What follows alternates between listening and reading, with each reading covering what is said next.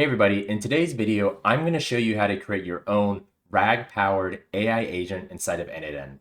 Now, I'm super excited about this lesson because I think the number one way to drive value with your AI agents is to give it some sort of RAG ability. Now, what is RAG? RAG stands for Retrieval Augmented Generation, and all that means is that we're going to give our AI agent the ability to access our own personal or business documents, right?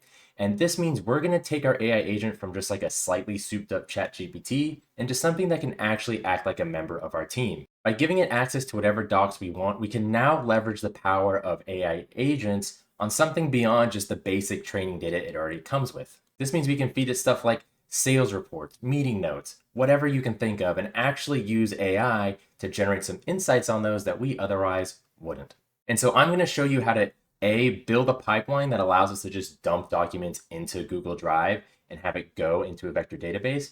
I'm then going to show you how to build the AI agent infrastructure that allows us to call on that vector database to actually use those documents we gave it. And then I'm also going to explain how RAG works, what a vector database is, and how this looks from a very high-level overview so you can get an idea of what's actually going on under the hood.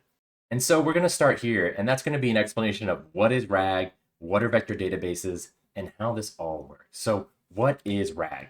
So RAG stands for Retrieval Augmented Generation. And let's break that down. It's actually super simple. Retrieval.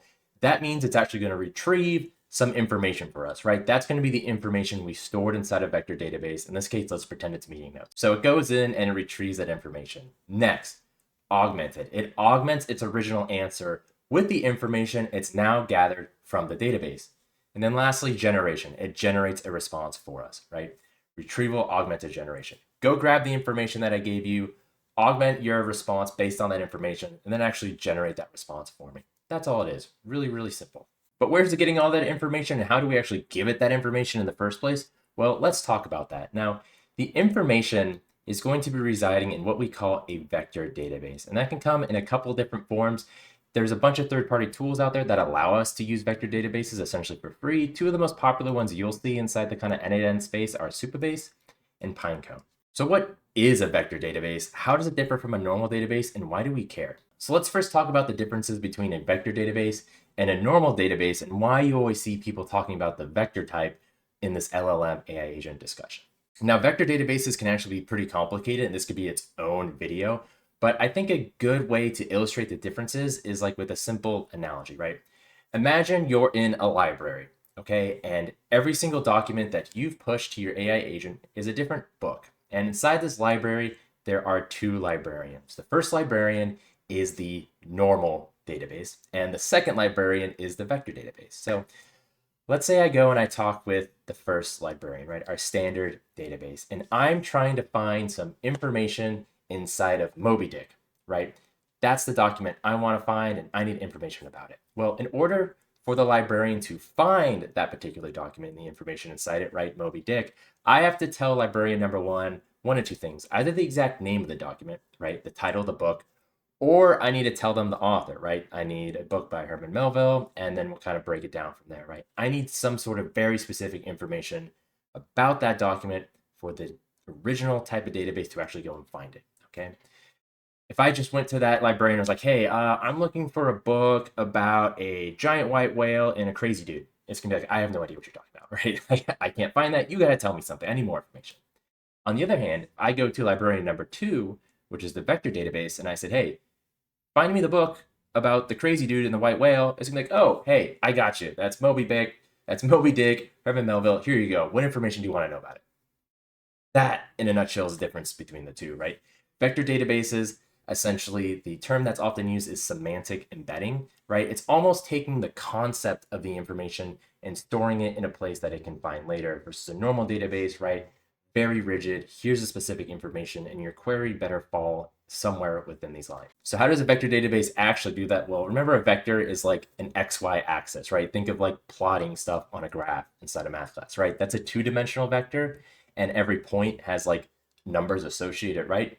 Same thing with a vector database, but instead of two-dimension, it's thousands, and think of every point as an embedding of information, right? Again, all you need to know is that vector databases work really well with LLMs because they almost store things based on sort of concepts So when I give it a fuzzy query of, hey, crazy dude in the white whale, it's like, okay, oh yeah, I know what that's about. Let me go get that data for you.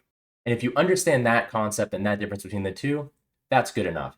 Now, let's dive into it just a little bit further and talk about embeddings, right? So I have some sort of document that I want to give the vector database, right?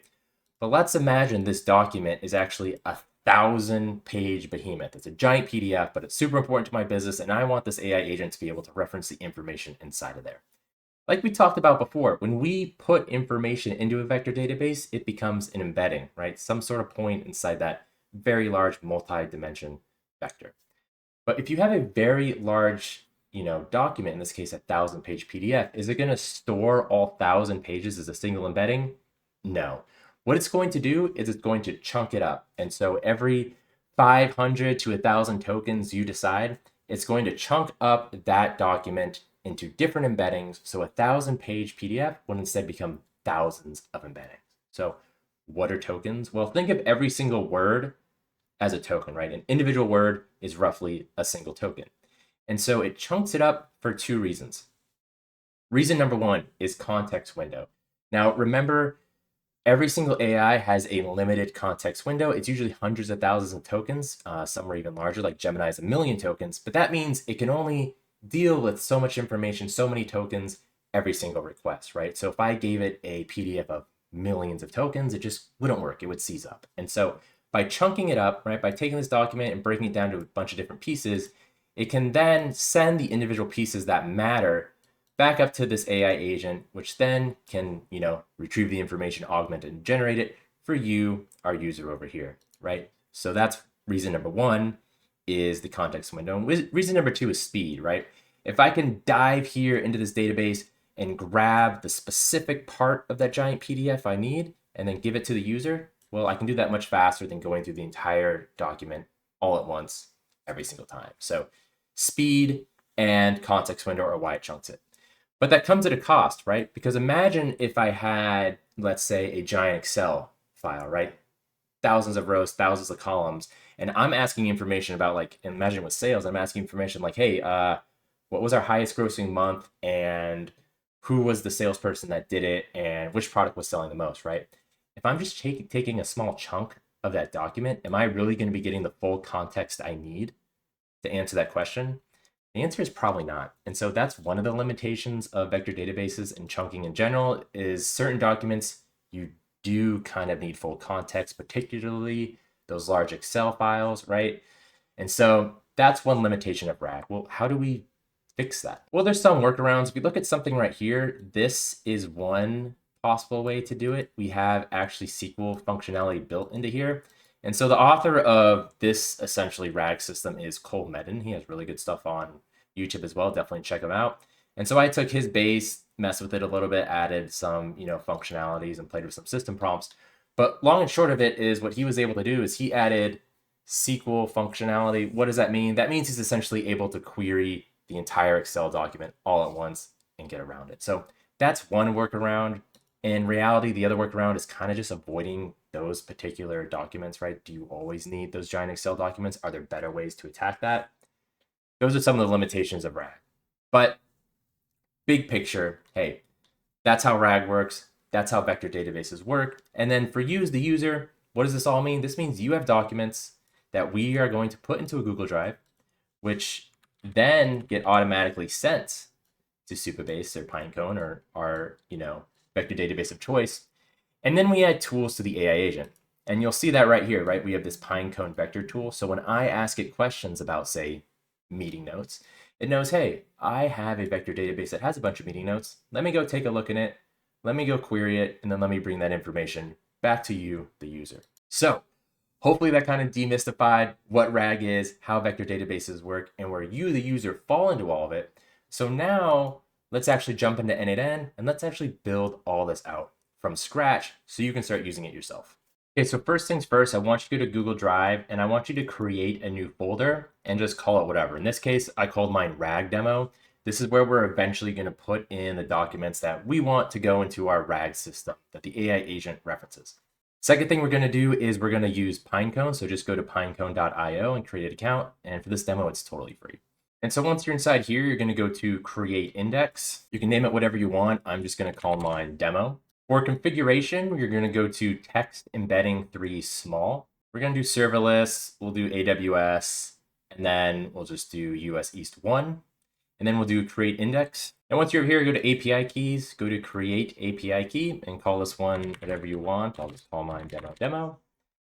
Create it, and then just have your API key ready to go because we'll be using this once we go and hook it up inside of n8n. Now we can finally come to n8n and actually start building inside here now that we got everything set up and ready to go. So for our first step, we're going to create that funnel that allows us to dump documents into Google Drive and have it go to Pinecone. So the first thing we're going to do is a Google Drive trigger.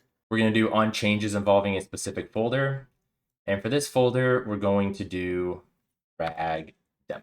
And here we're going to watch for file created. Okay, so now let's actually go into Google Drive and put in some sort of file that we want to run our test with. So I suggest you make it either an actual Google Doc or a PDF because it really doesn't like docx files. So if you put like a Word doc in there, it's going to be weird. So put it into a PDF first. Then come here to your folder and drag and drop something in there. In this case, I have some meeting notes, some fake ones that I had ChatGPT gen up. Go back into n8n, run the test event, and you'll see, hey, it got that document. And so come over here to the right and pin the data. And now that we have the trigger working, right, it knows there's a new file. Now let's actually download it. So we're going to search for Google Drive, go to download file, and then the file we want it to download is, we're going to do the expression, and then you're going to go down here to ID, and so then it will be json.id. Now, if you've never set up your Google stuff before, and then again, you can come up here and follow the docs, or check out my Google authentication video, which takes you through step-by-step how to get it all set up. So let's test this step as well. And we'll see, hey, we got some information here. Sweet. Now, the next thing we want to do is now that we download the file, now we want to send it off to Pinecone. So we're going to search for Pinecone vector store, and we want to add documents to the vector store. And so now we need to set up our Pinecone account. So Pinecone account 3, all we need is our API key. So again, come over here. Remember, we had this page up from Pinecone. Copy this guy, go back in, save it. Sweet, we're connected. That easy. Now, next, what index do we want? Well, there should only be one, that's demo. And then we want to add some sort of namespace. So what does namespace mean? Well, remember that analogy of we had the library and the library kind of being where all this information is held? Well, the namespace is like a specific row inside that library. So it gives our librarian kind of a heads up of where they should be looking for stuff. So in this case, the namespace, I'm just going to call it meeting notes because this is where I'm going to be putting in meeting notes information, but you can call this whatever you want. All right, so the next thing we're going to do is we're going to go to embedding. We're going to go to embeddings OpenAI, and then just like we did inside of Pinecone, you're going to make sure this is text embedding 3 small. So next you'll hit document and then do default data loader. Only thing you need to change here is put this to binary. You can tell it's binary because up here on the top, it's shown as binary data. Then go to text splitter. We'll do recursive text splitter. Remember these chunk sizes, these are the amount of tokens it's going to chunk that document into, and then chunk overlap, we'll just put to 100. And then now come up here to the Pinecone vector store and test it out. So hit the test step, little play button right there. And we see, hey, cool. It took that meeting notes document and I actually chunked it up into 2 separate items. And so for reference, this is what the meeting notes look like that I'm using, right? It just shows attendees, agenda, has some discussion items and all this stuff. So now you've built the pipeline that takes a document like this. We just shove it into Google Drive and then it automatically puts it into Pinecone, right? And so now let's build out the AI agent that can actually grab that data from Pinecone and we can ask it questions about it. So we can just move this over here. We'll work on the same canvas. Come here to the right and we're just going to search for AI agent. Back out of there and let's add a chat trigger. So just search for chat trigger. Keep that all the same, connect these guys. Now we want some sort of chat model. Come down here to OpenAI. 4.0 is kind of like deprecated at this point, honestly. Like you should just be using 4.1 stuff. Like it's just as good, in many cases cheaper, like 4.1 nano. Essentially it's like 4.0 capabilities at half the price. Memory, simple memory. And then tool, this is where we're gonna add the Pinecone stuff. So talk to Pinecone. Name, we'll just call this demo. Description, you grab meeting notes info. Pinecone index, demo. Down here on properties, namespace. So this is where we're telling it, hey, you know, this is where you need to look inside of the library. back out of there. And then we just have to add the embedding. Same thing we've been doing all day. We're just going to use text embedding 3 small. So let's save this. You can refresh the page as well. And so now let's actually test this out. I'm going to open the chat and we'll start with something easy, like just give me a summary of the latest meeting notes. And so you can kind of see it hitting the different tools. It hits the Pinecone storage and boom, gives us a whole summary. Now remember, kind of similar to that, librarian thing we did before, I didn't tell it the specific meeting notes and, what date it was. I mean, granted, this database only has one of them, right? But even if we had a bunch in there, it'd be able to intelligently think, okay, what's the current date? What's the latest? All right, let me grab those meeting notes and check them out. And so there you go. That's how you set up a RAG pipeline and an AI agent that can actually use RAG to give you information about whatever documents you give it. And again, this is the simplest, least sophisticated version of this. But I hope by kind of just seeing this in action and how we built that, the gears are starting to turn into your mind how you can add certain documents and really leverage this inside of your own life. And like I said, these things can get really sophisticated like this, where we're putting all sorts of stuff into there, even stuff that's Excel files and CSV stuff that we can interact with an AI agent. In this case, we use voice. Like I have this hooked up to like 11 labs. I can talk to it back and forth. But yeah, I think the RAG stuff is awesome. If you can really, really internalize this foundation and the kind of stuff we talked about here, you're going to be in a great spot moving forward. So let me know what you thought about this lesson, and I will see you guys around.